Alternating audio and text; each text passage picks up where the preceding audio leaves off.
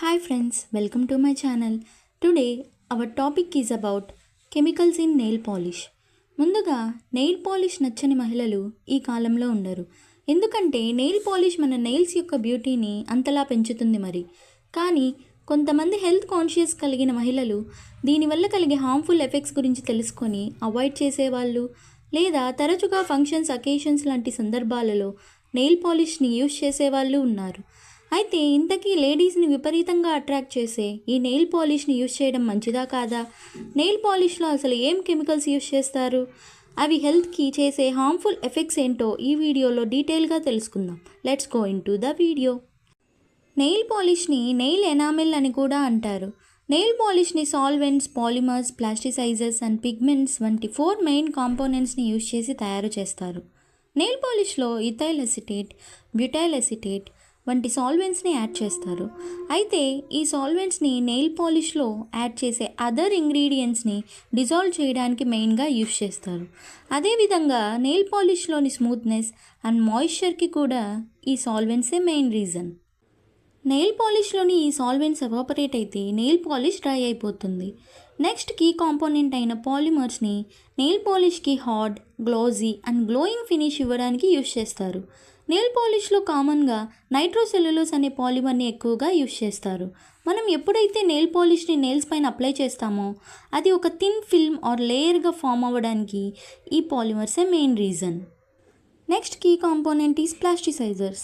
ఈ ప్లాస్టిసైజర్స్ని nail polish యొక్క ఫ్లెక్సిబిలిటీ అండ్ డ్యూరబిలిటీని ఇంప్రూవ్ చేయడానికి యూజ్ చేస్తారు.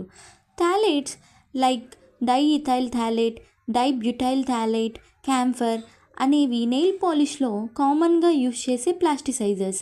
Final key component is dyes or pigments. Nail పాలిష్కి డిఫరెంట్ కలర్స్ అనేవి రావడానికి డిఫరెంట్ కలర్ పిగ్మెంట్స్ని యూజ్ చేస్తారు. ఫర్ ఎగ్జాంపుల్ గ్రీన్ కలర్ కోసం chromium oxide, red, brown and orange colours కోసం ఐరన్ ఆక్సైడ్, బ్లూ కలర్ కోసం ఫెర్రిక్ ఫెర్రోసైనైడ్, వైలెట్ కలర్ కోసం manganese, white colour కోసం స్టానిక్ ఆక్సైడ్ అండ్ టిన్ ఆక్సైడ్స్ని యూజ్ చేస్తారు. ఈ 4 కీ కాంపోనెంట్స్తో పాటుగా UV blockers, resins like tosylamide, formaldehyde resins వంటి కెమికల్ కాంపౌండ్స్ని యాడ్ చేస్తారు. అయితే ఇప్పటి వరకు మనం డిస్కస్ చేసిన ఈ కెమికల్స్ని హై క్వాలిటీ నెయిల్ పాలిషెస్లో యూజ్ చేస్తారు. ఇంకా cheap or less reputable nail పాలిషెస్లో అయితే toxic chemicals like toluene, xylene, formaldehyde వంటి వాటిని యూజ్ చేస్తారు. ఈ కెమికల్స్ హెల్త్కి చాలా హార్మ్ఫుల్ అండ్ అడ్వర్స్ హెల్త్ ఎఫెక్ట్స్ని కలిగిస్తాయి. ఫైనల్గా నెయిల్ పాలిష్లో యూజ్ చేసే ఈ కెమికల్స్ వల్ల అలర్జిక్ రియాక్షన్స్, నెయిల్ డ్యామేజ్ వంటి హెల్త్ ప్రాబ్లమ్స్ కలుగుతాయి. వీటితో పాటుగా నెయిల్ పాలిష్లో కామన్ ఇంగ్రీడియంట్స్ అయిన ఫార్మాల్డిహైడ్, డైబ్యూటైల్ థాలేట్, టోలిన్ వంటి వాటి వల్ల dermatitis, skin irritations, respiratory problems, hormonal disturbances like endocrine disruption and potential reproductive harm, thyroid irregularities, headache, dizziness వంటి హెల్త్ ఇష్యూస్ని కలిగిస్తాయి. ఈ కెమికల్స్ మనం ఫుడ్ తింటున్నప్పుడు ఆ ఫుడ్తో కలిసి బాడీలోకి ఎంటర్ అయ్యి లివర్, కిడ్నీ ప్రాబ్లమ్స్కి కూడా దారితీస్తాయి.